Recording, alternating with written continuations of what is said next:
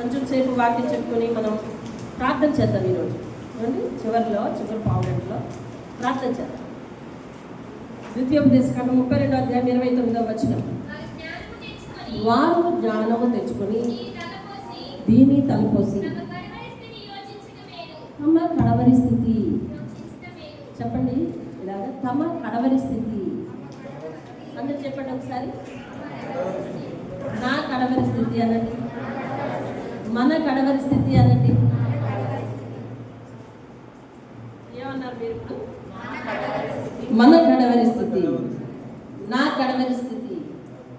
అర్థమైందా? ఇక్కడ ఏం రాసింది? తమ కడవరి స్థితి అని రాసింది.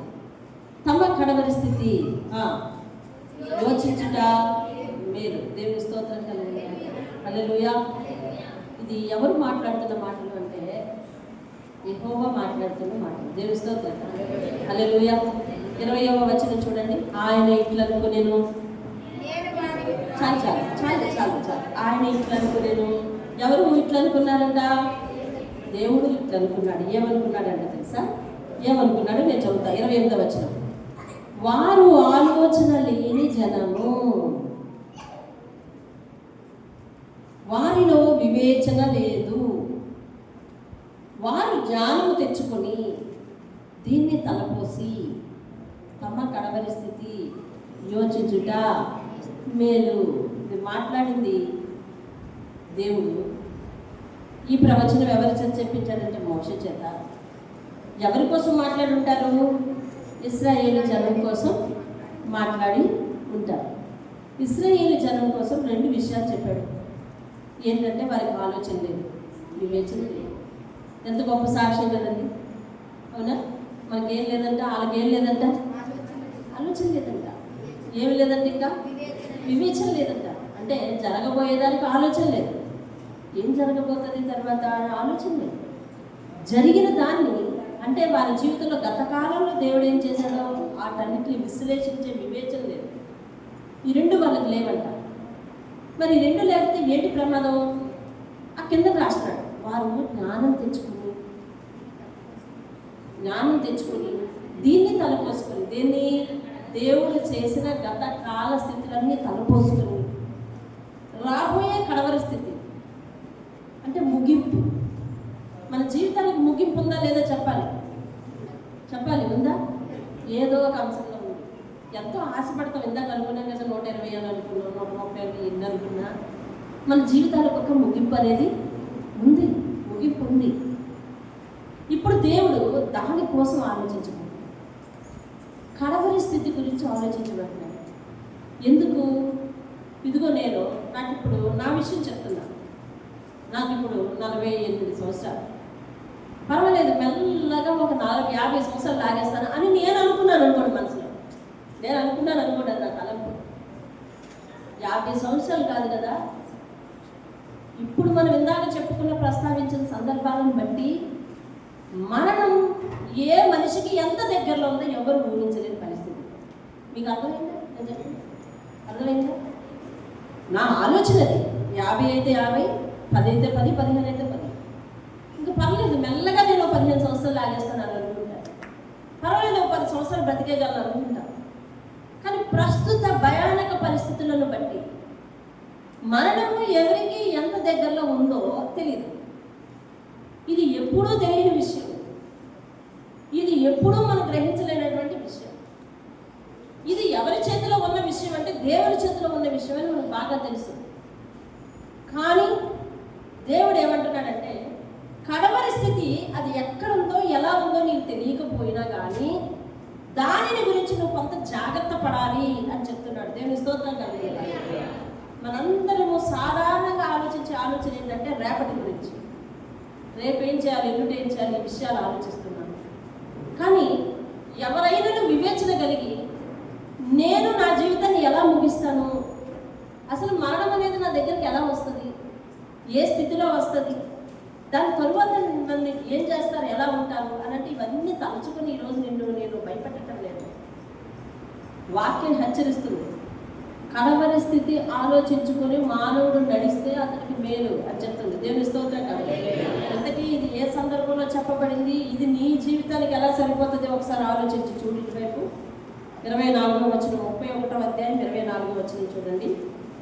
31వ అధ్యాయం 24వ వచనం నేను చదువుతున్నా చూడండి. ఈ ధర్మశాస్త్ర వాక్యములు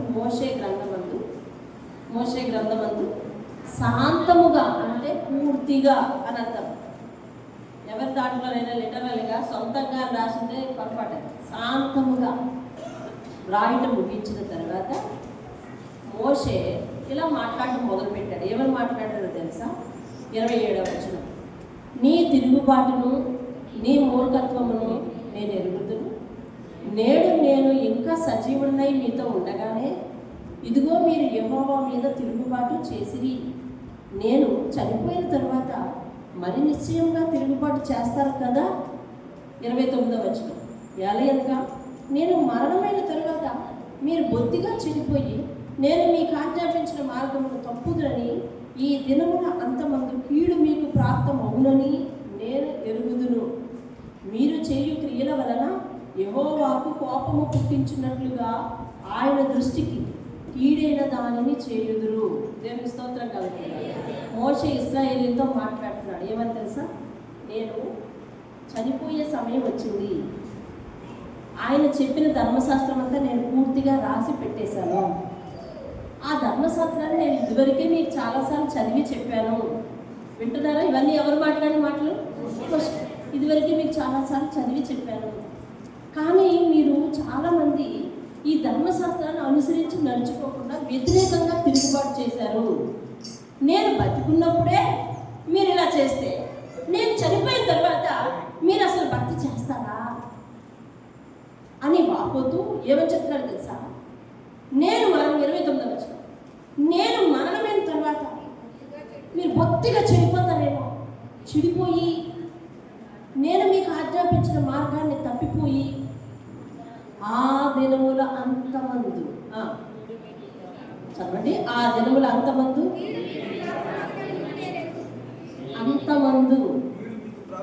దినముల అంతమందు నేను అంటున్నా ఇప్పుడు, నా దినముల అంతమందు కీడు ప్రాప్తమవుతుందండి. ఎందువల్ల పైన చదవండి. నేను ఒకే వచ్చిన 10 సార్లు చదవడానికి ఉద్దేశం అదే. ఏమట? ఆజ్ఞాపించిన మార్గమును తప్పితే ఆ దినముల అంతమందు ఏమొస్తుందంటండి? ఏ ఆజ్ఞను తప్పితే? దేవుడు ఆజ్ఞాపించిన ఆజ్ఞను తప్పి నడిస్తే దినముల అంతమంది ఏమొస్తుందంటండి? ఏ దినముల అంతమంది? ఈ భూమి ఎప్పుడు అంతరిస్తుందో అది నీకెందుకు? ఎవరెవరు వారి ఇక్కడ ఏమని చెప్పాడు? 29వ వచనం మళ్ళీ స్పష్టంగా చదవండి.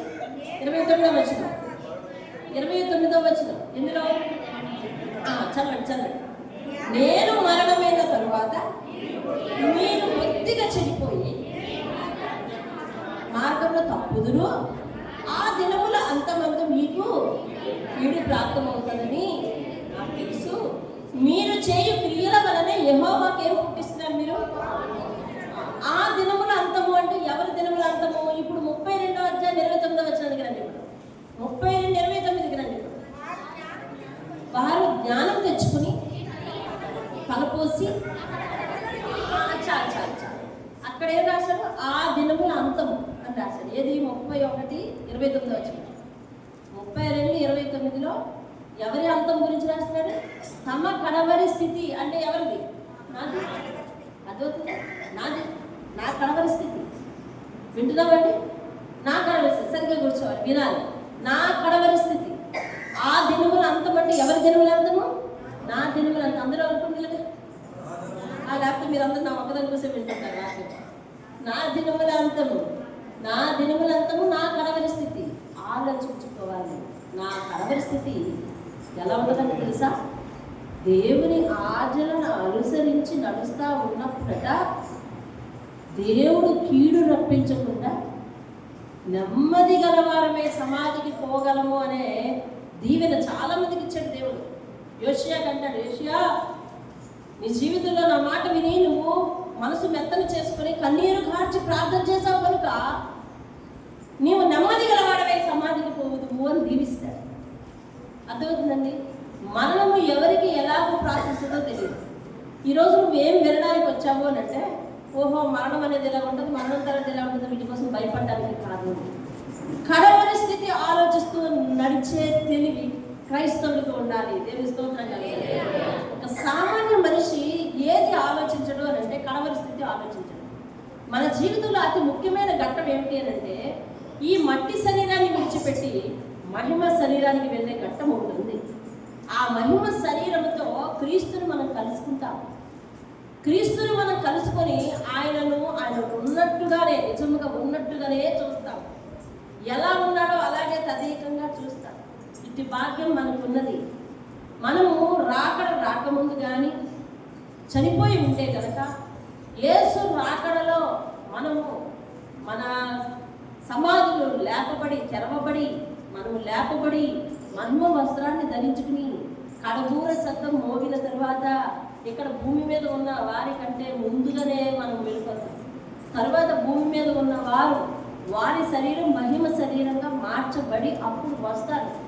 అందరం క్రీస్తు న్యాయపీఠం ఎదుట నిలబడి క్రీస్తుని చూస్తాము. ఎలాగా? మన కళ్ళతో మనము స్వయంగా చూస్తాము. ఇట్టి భాగ్యం మనకున్నది. కాబట్టి మన కడవరి స్థితి ఎలా ఉన్నదో ఆలోచించుకుంటూ నడవాలంట. మనం కడవరి స్థితి అంటే ముగింపు స్థితి కోసం ఎందుకు ఆలోచించుకోవాలి?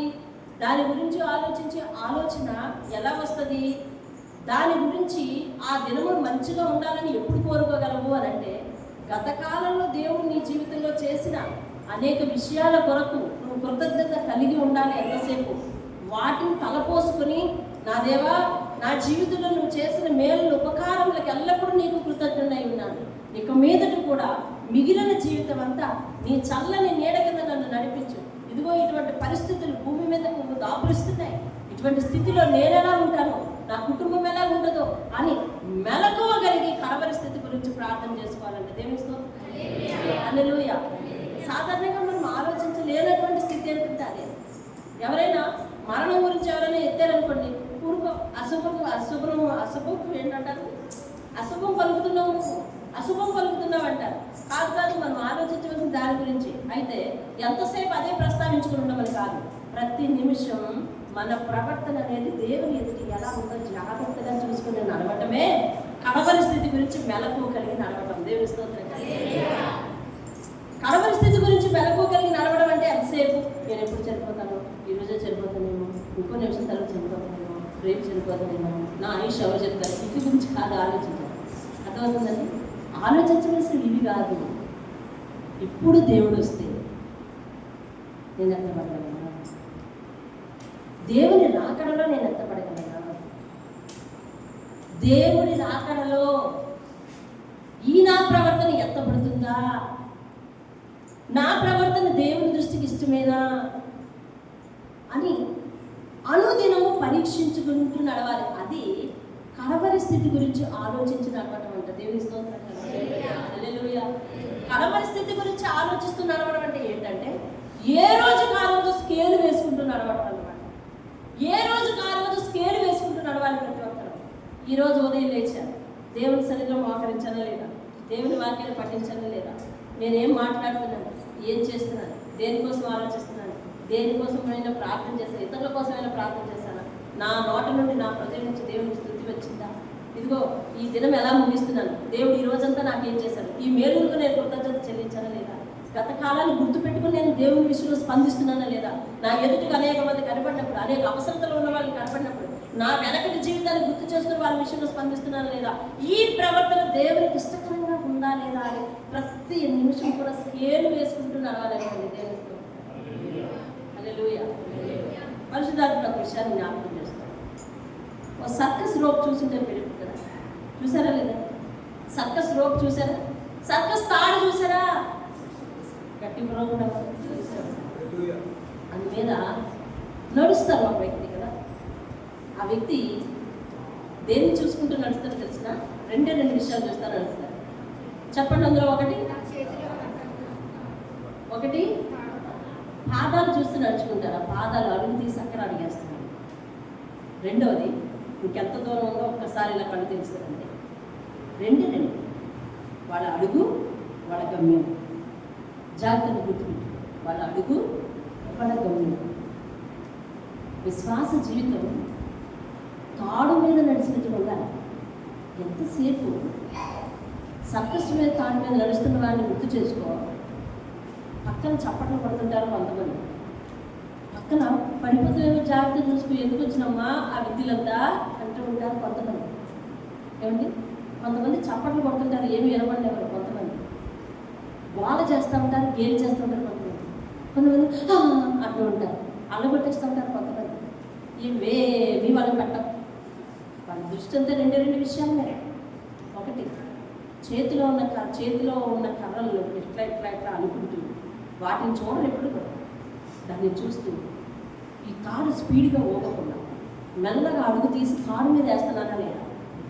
మీరు ఎప్పుడైనా తాడు ఇట్ట ఊగుతున్నా కూడా వాళ్ళు నడుస్తారు, చూసారు ఎప్పుడైనా? వాళ్ళ చూపల్లా కూడా అడుగు నేను తాడు మీద వేస్తున్నానా లేదా అన్నది ఒకటి. రెండవది, ఎంత దూరం నడిచి వచ్చానో, ఇంకెంత దూరం ఉందో తెలుసుకోవాలనుకుంటే ఎంత దూరం నడిచి వచ్చానో అంచనా వేసుకోవడానికి ఎంత దూరం ఉందో చూసుకుంటారు అంతే. తాడు చూస్తారు, ఇక్కడ కింద జస్ట్ ఇలా కళ్ళు తెరిచి ఆ తాడు చూస్తారు. తాడు చూసేసరికి ఎంత దూరం నడిచి వచ్చారో ఇంకెంత నడవాలో వాళ్ళకి అర్థమైపోతుంది. రెండు విషయాలు. క్రైస్తవుని నడక అలాగే ఉండాలి. నీ అడుగు ఏంటో, నీ కుటుంబం ఏంటో, నీ విశ్వాసం ఏంటో, నీ కుటుంబంలో వారి విశ్వాసం ఏంటో, గమ్యం చేరడానికి బాగుంటుందా మధ్యలో పడిపోతుందా చూసుకోవాలి. అంతేగాని మన చూపు ఎంతసేపు వాళ్ళింటి మీద, వీళ్ళింటి మీద, వాళ్ళ వ్యక్తిత్వం మీద, వీళ్ళ వ్యక్తిత్వం మీద, వాళ్ళ విశ్వాసం మీద, వీళ్ళ విశ్వాసం మీద, వాళ్ళ తప్పుల మీద, వీళ్ళ దోషాల మీద, వీళ్ళ వాటం మీద ఉండకూడదండి. మన అడుగులు ఎప్పుడు కూడా ఇదిగో అడుగు వేస్తుందయ్యా. వేసే ప్రతి అడుగుకి కూడా వాళ్ళు ఎంతో సంతోషం వస్తూ ఉంటుంది వాళ్ళ మనసులో.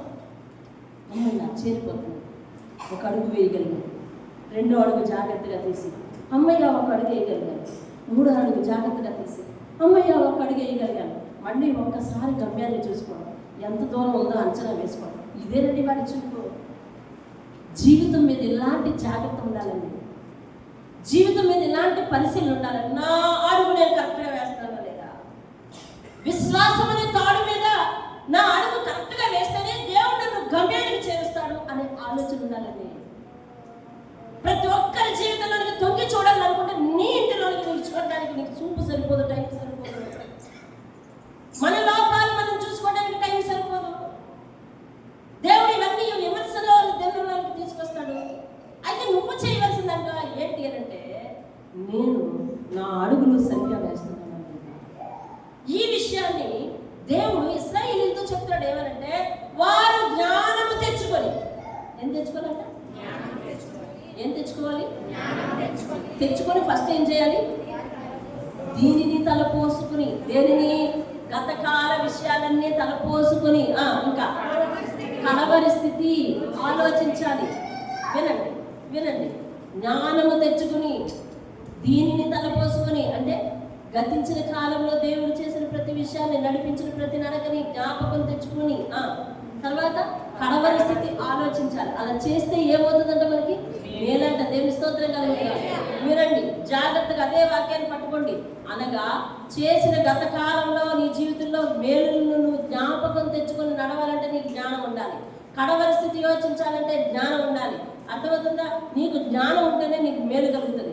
మేలు కలగాలంటే నువ్వు గతాన్ని మర్చిపోకూడదు. నీకు మేలు కలగాలంటే కడవరి స్థితిని యోచించకుండా నడవకూడదు. దేవుని స్తోత్రం. హల్లెలూయా, హల్లెలూయా. ఈ గమ్యానికి కరెక్ట్గా చేరగలవో లేదో ఈ ఒక్క వాక్యాన్ని గుర్తుపెట్టుకుని నువ్వు నడిస్తే చాలు. నీకు జ్ఞానం కావాలి. జ్ఞానం అంటే ఏంటి? సామెతలు 9:10 ఏం చెప్తుంది చూడండి. సామెతలు 9:10 ఏం చెప్తుంది? యెహోవా యందు భయభక్తులు కలిగి ఉంటే జ్ఞానములకు మూలము అని చెప్తుంది. జ్ఞానములకు మూలం ఏంటంట? ఇప్పుడు 29వ అధ్యాయం 29వ వచనాన్ని జ్ఞానము అనే పదం తీసేసి చదవండి. యెహోవా యందు భయభక్తులు కలిగి,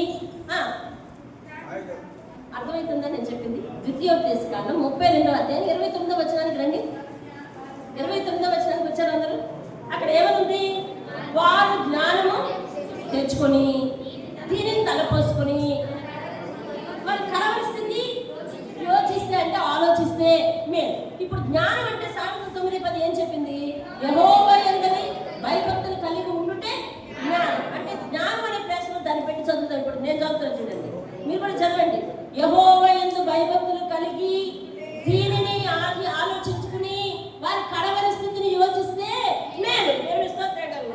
అనగా నీకు మేలు కలగాలంటే ఏముండాలి? దేవుని యందు భయభక్తులు ఉండాలి. దేవుని యందు భయభక్తులు గల వాడు గత జీవితాన్ని జ్ఞాపకం చేసుకుని ఎదురున్న జీవితాన్ని ఆలోచించి కడవరి స్థితి అనగా గమ్యం కొరకు ఆలోచిస్తున్నాడు. దేవుని స్తోత్రం కదా.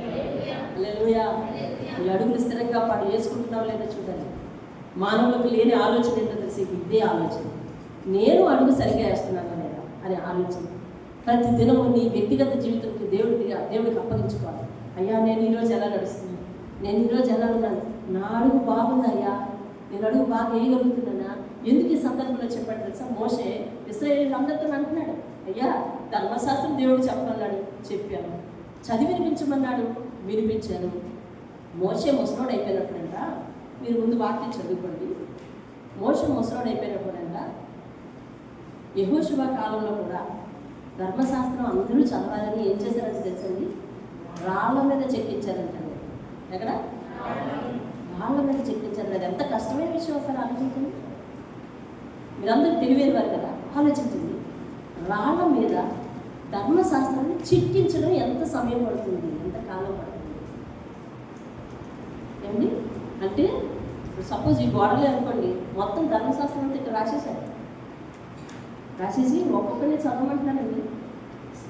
చదువు వినండి మీరు, నువ్వు చదువు వినండి మీరు, నువ్వు చదువు వినండి మీరు అని మొత్తుకుంటున్నారు. కారణం ఏంటో తెలుసా? మన కడవరి స్థితి నిర్ణయించేది దేవుని యొక్క మాటలే తప్ప మరి ఇంకేం కావాలి. మీ సమయాన్ని ఎలా గడుపుతున్న వ్యర్థమైన మాటలు, ఏమండి, వ్యర్థమైన టాపిక్లు, వ్యర్థమైన చర్చ, అందులో బాధించేవి, బాధపరిచేవి, కించపరిచేవి, ఏమంటే దూషించేవి, వేలెత్తి చూపించేవి, ఇట్లాంటి చర్చలు అవివేక తర్కముల వల్ల ఏమాత్రం ప్రయోజనం ఉండదని బైబిల్ చెప్తుంది. అటువంటి అవివేక తర్కాలు ఎవరైనా పెట్టినా మీరు అటువంటి వారిని బ్రేక్ చేయండి. దేవుని మేలు ఉపకారములు గుర్తుపెట్టుకొని నీ బ్రతుకుకి ఏం కావాలో అది వరకే మాట్లాడాలంతే. అర్థమవుతుందా? ఆ విషయాల మీద దృష్టి పెట్టాలి. మీ అడుగు ఎలా పడుతుందో జాగ్రత్త చూసుకోవాలి. వీళ్ళు ఏం చేశారంటే తెలుసా? ఆ యెహోషువ అంత కష్టపడ్డాడంటే, అయ్యా మీకు ఎవరికి ధర్మశాస్త్రం తెలియదన్నదే తెలియదన్నానికి తెలియదు, ఇదిగో నేను రాళ్ళ మీద చెక్కించేస్తానని చెప్పి వాళ్ళ అరణ్యంలో ఉన్నప్పుడు రాళ్ళ మీద చెక్కించేసి చదివించాడంటండి. అంటే ధర్మశాస్త్రాన్ని చదవటం ఎంత ప్రాముఖ్యమో అర్థం చేసుకోండి. బైబిల్ని చదవటం ఎంత ప్రాముఖ్యమో అర్థం చేసుకోండి. మీ మనసుల్లో చేయెత్తి చూపించండి, మీ మనసుల్లో చేయెత్తి చూపించండి. ఎప్పటికి ప్రతిరోజు బైబిల్ చదివే అలవాటు ఉందా మీకు? ఇంకొంచెం ఉండదు. ఎందుకు? ఇగో దేవుని వాక్యం చెప్తుంది. నీ కడవరి స్థితిలో ఏమవుతాం అనుకుంటున్నావు? ఎలా కన్నుమొద్దాం అనుకుంటున్నావు? దేవుని దగ్గర ఏం జీతం సంపాదించి కన్నుమొద్దాం అనుకుంటున్నావు? దేవుని దగ్గర ఏ సాక్ష్యం పట్టుకొని వెళ్దాం అనుకుంటున్నావు? తెలుసా మనందరికీ ఇదేమిటి తెలుసా? యాత్ర. అవును కదా? ఇదేమిటిది మనందరికీ? చెప్పండి. యాత్ర. ప్రదీప్ యాత్రేనా? మళ్ళీ వెళ్ళిపోతావు కదా, అవునా? ఉండడానికి వచ్చేసి ఇక్కడ వెళ్ళిపోవాలి. కాసేపు అయిపోయిన తర్వాత వెళ్ళిపోవాలి. మనం కూడా కొన్నాళ్ళు ఆగిన తర్వాత వెళ్ళిపోవాలి. అదేంటది ఎంత స్థిరంగా కట్టేసుకున్నాం? చాలా పెద్ద స్తంభాలు వేసి చేయడం, ఒక స్తంభం 2 స్తంభాలు కదా, 24 స్తంభాలు వేసి వెళ్ళిపోవాలా నేను అనుకున్నా. కానీ అది వాస్తవం కదా. అందరూ వదిలి వెళ్ళిపోవాలి కదా. ఎక్కడికి వెళ్ళిపోవాలి? నా తండ్రి ఇంటికి. ఎక్కడికి వెళ్ళిపోవాలి చెప్పాలండి? అదే చెప్పండిరా. నా తండ్రి ఇంటికి వెళ్ళిపోవాలి. నీ తండ్రి ఇంటికి 4 తర్వాత వెళ్ళేటప్పుడు ఏం పట్టుకెళ్తారు? ఆత్మల రక్షణ భాగ్యాన్ని పట్టుకెళ్తావా? అబ్బాయి అది ఎప్పుడు ప్రయత్నించలేదని అంటావా? మంచి సాక్ష్యాన్ని పట్టుకెళ్తావు. పోనీ అబ్బాయి అలాంటి సాక్ష్యాన్ని నిలబెట్టుకోలేదండి అంటావా? మంచి విశ్వాస జీవితాన్ని చూపించగలవా? అబ్బాయి అది కూడా కుదరలేదని అంటావా? అయితే దేవుడు ఎంతసేపు తన ముందు ఉంచుతాడు. తర్వాత తీర్పులో నువ్వు ఫెయిల్ అయిపోయి మళ్ళీ ఆయన ఎదురు నుంచి వచ్చేయలేమో. ఏం పట్టుకెళ్తాం ఆయనకి? ఒక ప్రయాణానికి సిద్ధమవుతాం మనం ఏదో రోజు కదా, అవునా కదా చెప్పండి. ఏదో రోజు మనం ప్రయాణానికి సిద్ధమవుతాం లేదా? సిద్ధమవుతాం. ఏం సత్తాలి చెప్పండి, ఏం సత్తాలి? ఇదో రేపొద్దు స్కూల్ తెలిసాక మన పిల్లలు హాస్టల్కి వెళ్తున్నారు, సర్ది పంపాలా లేదమ్మా? ఏం సర్దాలి? నేను అంటున్నా ఇప్పటి నుంచి మా పాప ఏమేం కావాలో ఒక పేపర్ మీద రాసుకోవాలి. అప్పుడు ఒక్కొక్కటి టిక్ పెట్టుకోవచ్చు అంటాను. ఆత్మీయంగా చెక్ లిస్ట్ ఉండాలి కదా, చెక్ లిస్ట్ అంటుందండి. అంటే ఎన్ని ఉన్నాయో ఎన్ని ఉండాలో రాసుకోవటం, ఏమేమి ఉన్నాయో టిక్ పెట్టుకోవటం, దాన్ని ఏమంటారంటే చెక్ లిస్ట్. చెప్పండి, చెక్ లిస్ట్ అంటారు. అంటే అవన్నీ ఉండాలి కదా. ఆత్మీయ జీవితానికి చెక్ లిస్ట్ ఉండాలి కదా. సాక్ష్య జీవితం ఉందా? చెప్పిన సాక్ష్యం నిలబెట్టుకోవడం ఉందా? తీర్మాన జీవితం ఉందా? ఇచ్చిన తీర్మానాన్ని నిలబెట్టుకోవడం ఉందా? వాగ్దాన జీవితం ఉందా? దేవుడికి వాగ్దానం చేసి నిలబెట్టుకోవడం ఉందా? ఏమండి, ఉపయోగపడే పాత్రలేనా? దేవుడికి ఎంతవరకు ఉపయోగపడుతున్నావు? స్తుతులు చెల్లించే నోరేనా నీది? దేవుడికి ఎన్ని నిమిషాలు స్తుతులు చెల్లిస్తావు? ఇతరులకు మేలు చేసే జీవితమేనా? ఏం మేలు చేస్తూ ఉన్నావు? ప్రార్థించే జీవితమేనా? ఎంతసేపు ప్రార్థన చేస్తూ ఉన్నావు? ఆయన నీకు ఇచ్చిన కట్టలను చదివావా? ఏం అర్థం చేసుకున్నావు? ఇలాగన్నీ ఎన్నో చెక్ లిస్ట్ ఉన్నాయండి, ఎన్నో అంశాలు ఉన్నాయి. ఎంత ప్రాముఖ్యం కాకపోతే యెహోషువ రాళ్ళ మీద చెక్కించి చదివించాడంటే ఈరోజు బైబిల్ నీకేమీ కాదు. ఒకసారి ఎప్పుడు మాట్లాడినట్టున్నాడు ఆ విషయం. ఈ బైబిల్ ముద్రను మనం ఎందుకు తీసుకొచ్చింది ఎవరు తెలుసా? William Carey. అర్థమవుతుందా? అతని ముద్రణ యంత్రాలు లేనప్పుడు తర్జుమా చేశాడండి.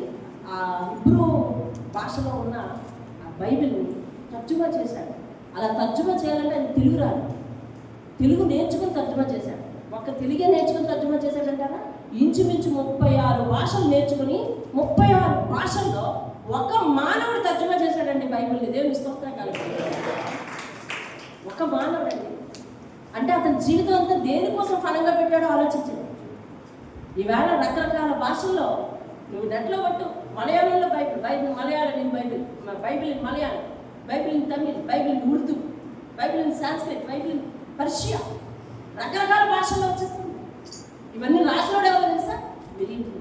ఒక మానవుని దేవుడు ఏర్పాటు చేసుకున్నాడు. అతడు తన జీవితాన్ని ఫలంగా పెట్టి తర్జుమా చేశాడు. ఆ రోజు యెహోషువ చేశాడు. ఎట్లాగే తెలుసా? రాళ్ళ మీద చెక్కించాడు. చెక్కడానికి ఎంతమంది శిల్పకారులను పెడితే ధర్మశాస్త్రం రాళ్ళ మీద చెక్కడానికి పూర్తవుతుంది. ఆలోచించండి మీరు. ఆ వాక్యం ఏమీ కాకుండా చదువుకొని వెళ్ళిపోతాం. నిత్యోపదేశకాలను చదివేశాం అంటాం, యెహోషువ గ్రంథం చదివేశాం అంటాం. ఒక్క పాయింట్ దగ్గర ఆగిపోయి నేను నిజంగా చాలా రోజులు చాలా బాధపడుతూ ఆలోచించండి. ఎంతమంది ఏర్పాటు చేసుకుంటాడు అండి. ఇంట్లో బోర్డులు పెట్టాల్సి వస్తే మనం ఎన్ని రోజులు ఆలోచించి ఎంతసేపు ఎంతమంది దగ్గర తిరగవలసి వచ్చిందో, ఎంత సంపడవలసి వచ్చిందో అర్థమవుతుంది. ఏదో ప్రింటింగ్ మిషన్లో తీసి బోర్డు అండి అది. అలాంటిది రాళ్ళ మీద ధర్మశాస్త్రం చెక్కించాలంటే ఎంత కష్టపడి ఉంటాడండి ఆ మనుషులు. ఏ విధమైన పనివారు ఏర్పాటు చేసి ఉంటాడండి. పనివారు ఎంత కష్టపడి ఉంటారండి. అసలు అంత కష్టపడాల్సిన అవసరం ఏముందండి? ధర్మశాస్త్రం ప్రజలందరూ చదవాలండి. ప్రజలందరూ అంటే మనమే చదవాలి. ధర్మశాస్త్రం దగ్గర బైబిల్ చదవాలండి. బైబిల్ చదువు రాకపోతే బైబిల్లో స్పీక్ అవుట్ చేసే బైబిల్ ఉంది. ఏదది? రీడింగ్ బైబిల్ ఒకటి ఉందండి. బైబిల్ యాప్ ఉంది. దయచేసి అలాంటి కొని మేము పెద్దవాళ్ళు ఖాళీగా ఉంటే, అమ్మ పెద్దవాళ్ళు మీరు చదవలేకపోతే, చదవడానికి కళ్ళు నొప్పులు వస్తున్నాయి అనుకుంటే మీరు ఎక్కువసేపు బుర్ర వంచేలా చదవలేదు. అర్థమైందా? నేను ఈ మధ్య కాలంలో ఈ 10 రోజుల ఉపవాస ప్రార్థనలో రోజుకు 119 అధ్యాయాలు పూర్తి చేయాలని, 10 రోజుల్లో బైబిల్ పూర్తి చేయాలని నేను పెట్టుకున్నాను. ఇలాగే బుర్ర వంచి చదవటం వల్ల ఈ మెళ్ళు వెన్ను అంతా నొప్పి వచ్చేసి చాలా స్ట్రగుల్, చాలా బాధలు పడ్డాను. మీరు చూశారు. అది మొన్న అక్కడికి అనేకలు పంపడానికి గల కారణం కూడా ఏంటంటే ఇంకా బైబిల్ పోర్షన్ పూర్తవుతా పంపాను. అంటే ఇలా అవుతున్న సందర్భంలో ఏదో ఒక సమయంలో ఇలా రిలాక్స్గా ఉంచాలి మెడ అని చెప్పి అప్పుడు దీన్ని తెరిచి దీన్ని బయటికి పెట్టుకొని దాన్ని అలాగ నేను వింటూ పలుకుతూ అలా చేయొచ్చు కదా. చదవడం వాళ్ళు చేయొచ్చంటారు, లేదంటే చెప్పాలి పెద్దవాళ్ళు చేయొద్దండి, చేయొచ్చు, అలాగా చేయొచ్చు. ఏమండి? అలా రీడింగ్ బైబిల్ మీ ఇంట్లో వాళ్ళు ఖాళీగా ఉన్నప్పుడు మీరు కూడా వాళ్ళతో పాటు ఏ పిచ్చోపాటిగా ఉండకుండా కనీసం రోజుకు 3 అధ్యాయాలు దానిలో రీడింగ్ బైబిల్లో పెట్టుకుని వినండి. అది మీకు ఎంతో మేలు. దేవుని స్తోత్రం కలుగుతుంది. ఆ రోజు యెహోషువ ఎందుకు అలా చేశాడు? ఇప్పుడు మోషే మొత్తుకుంటున్నాడు. ఏమన్నా తెలుసా? నేను బతుకున్నప్పుడు ఎలాగా చేయలేకపోయాను, నేను చచ్చిపోయిన తర్వాత మీరు తప్పిపోతారనుకుంటాను. నేను తప్పిపోతే చివరి దినముల్లో మీ మీదకు యెహోవా కోపం వస్తుంది అంటే ఇప్పుడు దేవుడు కోపంతో రాయించాడా ఈ మాట? క్షమాపణ రాయించు. నిన్ను ఆలోచించమంటున్నాడు. కడవరి స్థితి గురించి ఆలోచించు. దేవుని స్తోత్రం. ఏ స్థితి గురించి ఆలోచించాలండి? కడవరి స్థితి. ఇప్పుడున్న ప్రస్తుత సీజన్లో యుద్ధ వాతావరణం, ఎప్పుడు ఏ స్థితిలో ఎవరు బలైపోతారో తెలియని పరిస్థితి.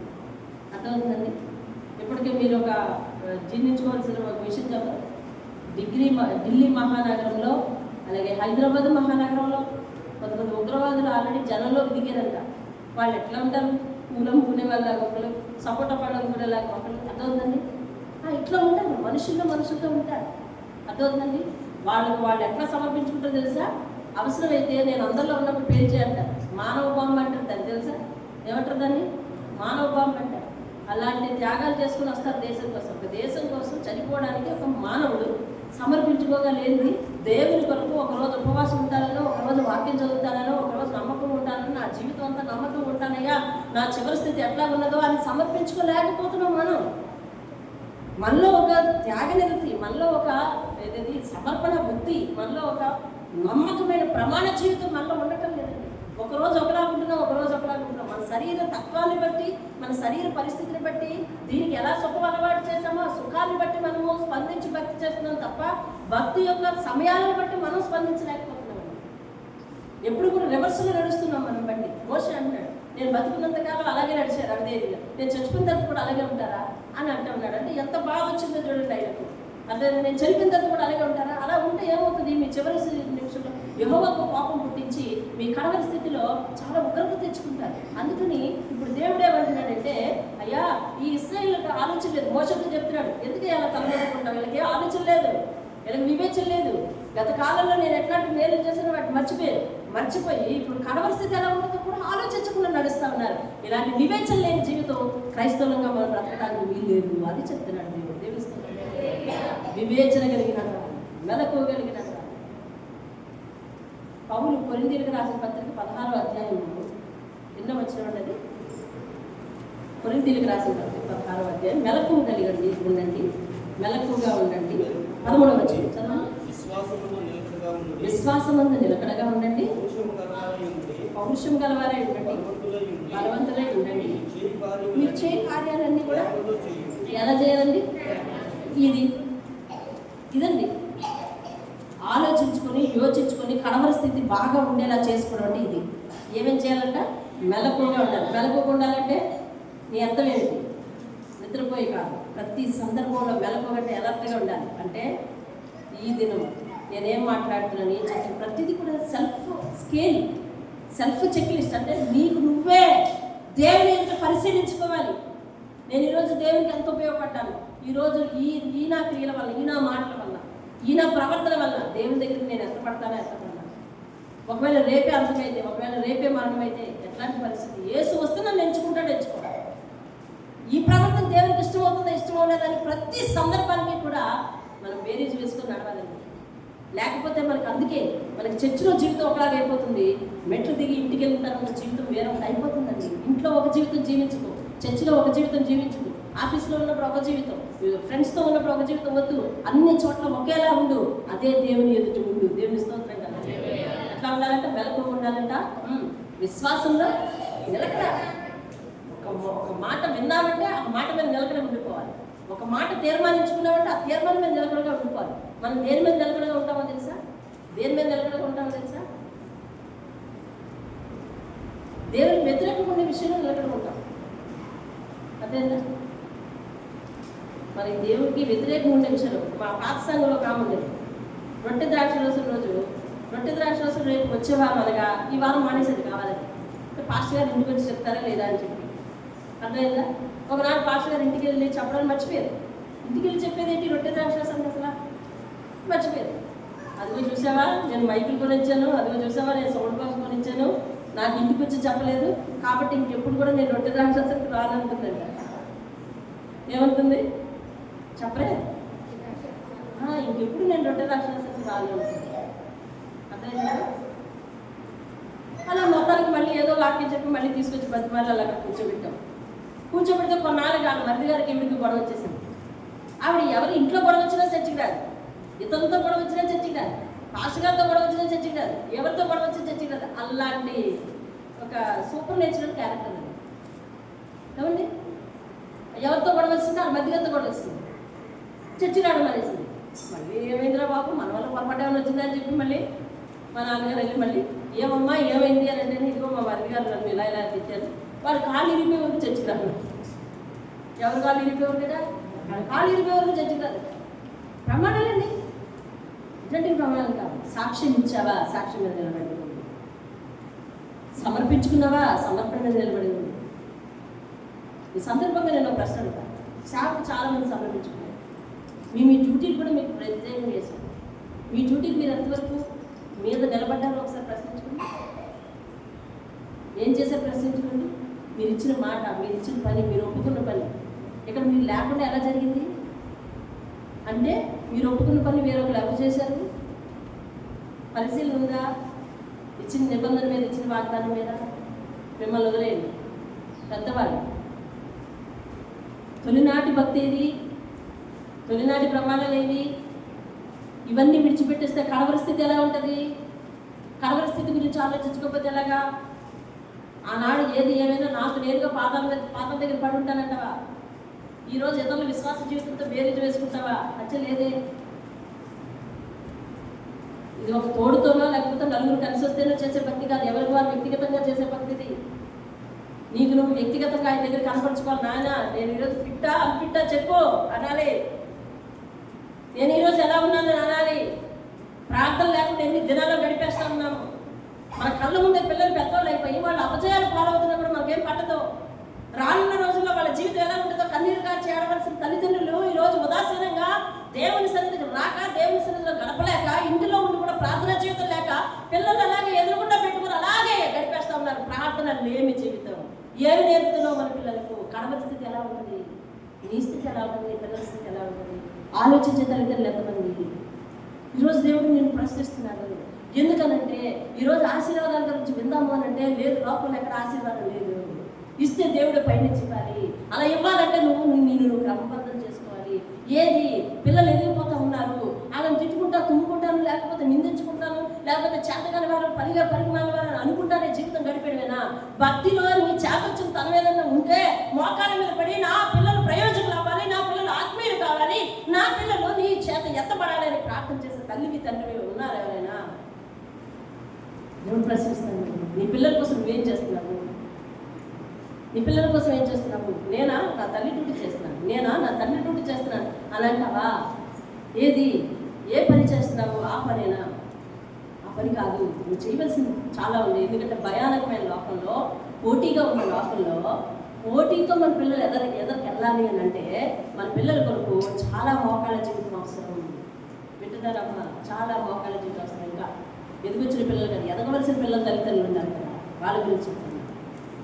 ఈరోజు పిల్లలు రేపు చెప్తాం మాకు చెప్తాం భయం లేకుండా, భక్తి లేకుండా వాళ్ళు పెంచుకుంటా ఉంటే రేపొద్దున వారు దేవుని మీద తిరగబడి నీ మీద తిరగబడితే వారి కడవస్థితి అలా ఉంటుంది.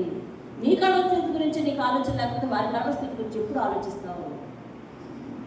స్వార్థంగా జీవించకు. నేను బాగుంటే చాలు, నా జీవితంలో ఇలా నడిస్తే చాలు, నేను ఉన్నంతవరకు నా మాట వినేస్తాను, తర్వాత ఎలా పోతారో అంటవా? అలా అనద్దు. స్వార్థం అది. నీ పిల్లల కోసం నువ్వు ఈ రోజు మోకరించాలి. నీ పిల్లల కోసం, నీ పిల్లల కడవస్థితి గురించి కూడా భవిష్యత్తులో వారికి ఎలాంటి సమస్యలు ఎదురవుతాయో అటువంటివన్నీ వాళ్ళు ఎలా ఫేస్ చేస్తారని చెప్పి ప్రార్థించాలి. ఈరోజు ఒంటరిగా ప్రార్థన చేసేసుకుని ఒక నిమిషం టుంపు ప్రార్థన చేసుకుని లేదా ఒక గంట ప్రార్థన చేసేసుకుని వెళ్ళిపోయే తత్వం అయితే నీ పిల్లలకు ఆత్మీయ స్థైర్యం కావాలని ఎప్పుడు పోరాడతాము? ఎన్నాళ్ళు కాచి కూర్చుంటాము? ఎన్నాళ్ళు వెనకాల తిరగలము? ఆయుష్ అయిపోయి మూలపడవలసిన పరిస్థితి ఉంది. మనల్ని వాళ్ళు లేవనెత్తాల్సిన పరిస్థితి ఉంది. మనల్ని వాళ్ళు లేపి పోషించాల్సిన పరిస్థితి ఉంది. పోషిస్తారా? లేపగలుగుతారా? అలాంటి సామర్థ్యం వాళ్ళకి వస్తుందా? అసలు అలాంటి ఎంపిక ఎంచుకుంటారా? నీ వల్లే ఓపిక కలిగి నిన్ను వాళ్ళు పెంచినట్టు వాళ్ళు నిన్ను పెంచగలరా? ఆ స్థితి వాళ్ళకు ఉందా? ఓపిక వాళ్ళకు ఉందా? ఆత్మీయ స్థితిలో నడిపించుకుంటారా వాళ్ళు? ఈరోజు నువ్వు ఉంటేనే వాళ్ళు అనట్లేదు, నువ్వు లేకపోతే అదే మోసం అంటాడు. ఒరే నేను బతుకుంటేనే నేను అనలేదు, నేను చచ్చిపోతే తప్పిపోతాను, నాకు అర్థమైపోతుంది ఎక్కడే అంటున్నాడు. ఆలోచించాలి. అందుకే అన్నాడు ఈరోజు 28వ వచనం, వారికి ఆలోచన లేదు, వివేచన లేదు, వారు జ్ఞానం తెచ్చుకొని దీన్ని తలపోసుకొని సరి కూర్చోవాలి. అడగని స్థితి వచ్చిస్తే మేలు మేలు. చాలా రోజుల తర్వాత సన్నిధికి వచ్చిన వాళ్ళని కూడా చాలా జాగ్రత్త కూర్చోవాలి. అమ్మ జాగ్రత్త కూర్చొని వినాలి. స్తంభాలు ఒక పొరపాటు చేసేస్తాయి. ఆలోచించాలంట. ఆలోచన లేకుండా ఏర్పడతారు చేసేకూడదు. ఆలోచన లేకుండా ఎలా పడతారో జీవించకూడదు. అర్థమైందండి? నీ పిల్లల అపజయానికి వాళ్ళని నిందించడానికి వీలేదు.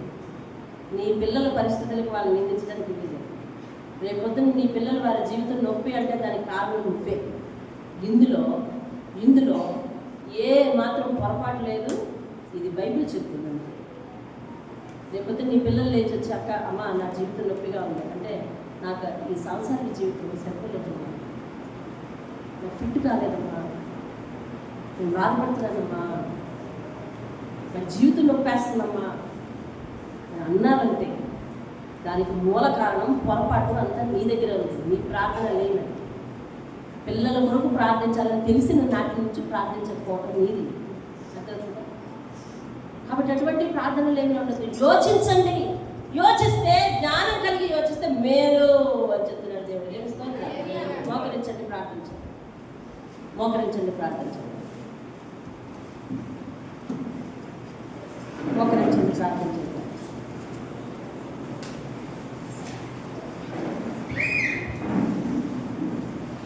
ప్రార్థిస్తుంది. ప్రస్తుతం ఉన్న భయానక పరిస్థితుల గురించి మనల్ని కాపాడమని, మన బిడ్డలను కాపాడమని, దేశాన్ని కాపాడమని, మనమే కాదు ఎవ్వరూ బలి కాకుండా ఉండాలి అని, ఈ యుద్ధాన్ని సమసిపోవాలని, ఎవరికి వారు ఆత్మీయ జీవితంలో స్థిరంగా ఉండాలని ఒకరు ప్రార్థించే స్త్రీల నుంచి ఒకరు ప్రార్థన చేస్తుంటే ఏకీభవిద్దాం.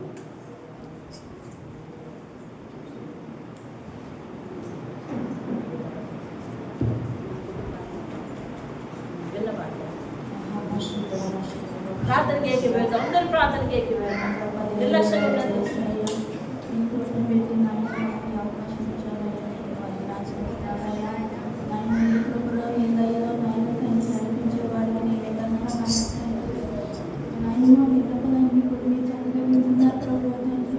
ఎలా జరిపించేవాడు మీదే కనుక నేను అడుగుతూ ఉన్నప్పుడు కుటుంబాలను జ్ఞాపకం చేసుకుంటాయా. సంగమని కుటుంబం ప్రభువ తండ్రి ఏసయ్యా. నాయన తండ్రి ఎవరు ఏ సమస్యలు కూరుకుపోకుండా నన్ను కాచి కాపాడని అడుగుతున్నానయ్యా. ముఖ్యంగా దేశం కోసం అడుగుతూ ఉన్నాం ప్రభువ తండ్రి. మా కొరకు నాయన తండ్రి ఏసయ్యా తండ్రి యుద్ధంలో నాయన తండ్రి అనేక మంది మరణం పోలవుతూ ఉన్నారు ప్రభువ ఏసయ్యా. మరి నాయన తండ్రి ఏ ఒక్కరు కూడా ప్రాణం కోల్పోకూడదు తండ్రి ఏసయ్యా. నీకు బిడ్డ అడుగుతూ ఉన్నాం ప్రభువ. నాయన ఆ బిడ్డలు నాయన తండ్రి ఆ దేశం వారైన ఈ దేశం వారైన నాయన ఐక్యతను నేర్పించమని అడుగుతున్నామయ్యా. ప్రతి ఒక్క బిడ్డను కూడా జ్ఞాపకం చేసుకోండి అయ్యా. ప్రతి ఒక్క కుటుంబం కన్నీరు ముందు రావడానికి లేదు నాయన తండ్రి. సహాయం మీరు దయచేయండి. నీ కృపను పెట్టి మేము అడుగుతూ ఉన్నామయ్యా. నీకు రోజాడుతున్నాం ప్రభువ తండ్రి. ప్రతి ఒక్క బిడ్డ ఎంతగానో అల్లాడిపోతున్నారు ప్రభువ తండ్రి. మీరు చూసినంత మట్టుగా అయితే నాయన తండ్రి ఎంతో వేదన చెందుతూ ఉన్నారయ్యా. మరి ఆ యుద్ధాలు ఎంతో ఘోరంగా జరుగుతూ ఉన్నాయి ప్రభువ తండ్రి. ఏ ఒక్క కుటుంబం కూడా నాయన అటు రీతిగా ఉండకుండా నాయన సహాయం మీరు దయచేయండి అయ్యా. నీ ఆలోచనలు నీ ప్రణాళిక ఎలాగుందో జరిపించమని అడుగుతూ ఉన్నాం బాబు తండ్రి. సహాయం దయచేయండి అయ్యా. అలాగే నాయన మా సంఘం అనే వృద్ధులు ఉన్నారు ప్రభువ తండ్రి. ఏ బిడ్డ నాయన ఈ ఎండలు ఎంతగానో మండుచూ ఉన్నాయి ప్రభువ తండ్రి ఏసయ్యా. వృద్ధులు ఏ రకంగా మంచం పాలవ్వకుండా మీరు సహాయం దయచేయండి చిన్న ప్రభువ. అటు రీతిగా నాయన చిన్న బిడ్డలు ఉన్నారు ప్రభువ తండ్రి. చిన్న బిడ్డలు కూడా జ్ఞాపకం చేసుకోమని అడుగుతున్నాను అయ్యా. మా సంఘం అనే కుటుంబాన్ని మీరే బలపరచమని అడుగుతూ ఉన్నాను ప్రభువ తండ్రి. ఐక్యత నేర్పించండి అయ్యా. ప్రతి ఒక్క స్త్రీని కూడా జ్ఞాపకం చేసుకోమని అడుగుతున్నాం తండ్రి. ఆయన నీ ప్రార్థనలో నాయన ప్రతి ఒక్క బిడ్డ నాయన తండ్రి ఏకరీతిగా ఉండేటట్టు సహాయం దయచేయమని అడుగుతున్నానయ్యా. నీవు నాయన తండ్రి ఈరోజు మీరు మాట్లాడి తీరు పెట్టి నాయన మీకే వేలాది వందనాలు చూస్తున్నానయ్యా. నాయన ఏ ఒక్క వాక్యం కూడా నాయన హృదయాన్ని తాకే విధంగా జ్ఞాపకం చేసుకోండి ప్రభువ యేసయ్యా. నాయన తండ్రి మేము ఇప్పుడున్న పరిస్థితులు పెట్టయితే నీ చేతులకి అప్పగిస్తున్నాం ప్రభువ తండ్రి. ఇంకా ఈ ప్రార్థనలో ఎలా మాట్లాడాలో ఎలా దోచాడాలో నేర్పించమని సమస్తం మీ చేతులకి అప్పగించుకుని చిన్న ప్రార్థన అడిగి పెట్టుకుంటున్నాం పర్వ తండ్రి. ప్రార్థనలో ఉందాం. విన్న వాక్యాన్ని జ్ఞాపకం చేసుకుందాం. జ్ఞానపూర్వకంగా జీవిద్దాం. ప్రతిరోజు మన గురించి మనం ఆలోచిద్దాం. మన బిడ్డలు ఆశీర్వాదాలను అనుభవించాలి. కడవరి స్థితి వాళ్ళది బాగుండకుండా ఉండద్దు. ఎలా ముగుస్తుందో ఆలోచిస్తూ నడుద్దాం. దేవుడు వచ్చినప్పుడు మన స్థితి ఏంటో ఆలోచించుకుందాం.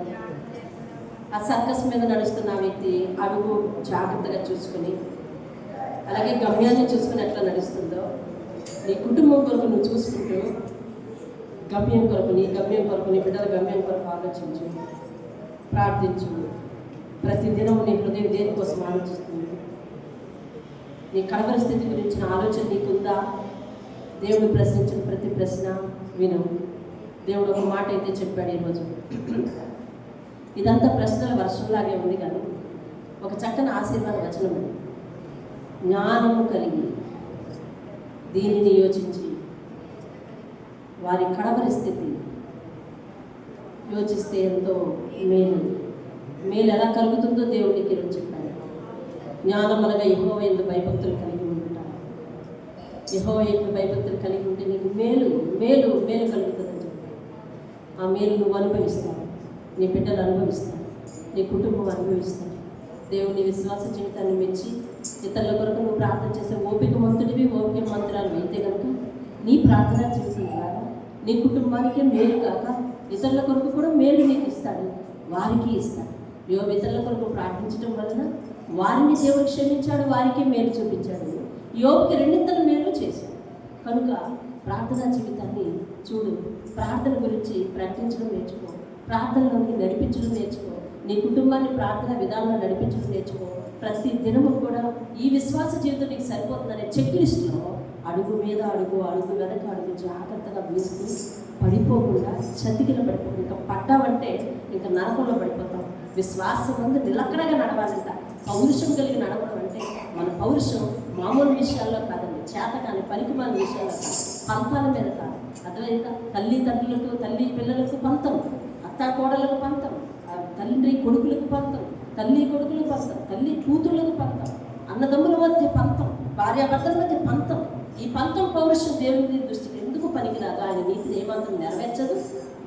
ఐక్యత కలిగి ఏ కుటుంబం అయితే దేవుని ఎదుటి భయభక్తులు కలిగి ప్రార్థన చేస్తుందో ఆ కుటుంబం యొక్క ముగింపు, వారి ముగింపు చాలా బాగుంటుందని, మేలు చేస్తానని దేవుడు చెప్తున్నాడు. ప్రార్థిస్తున్నాను. మహాగరుడమైన మా తండ్రి, పరిశుద్ధ పాదాలకు వందనాలు.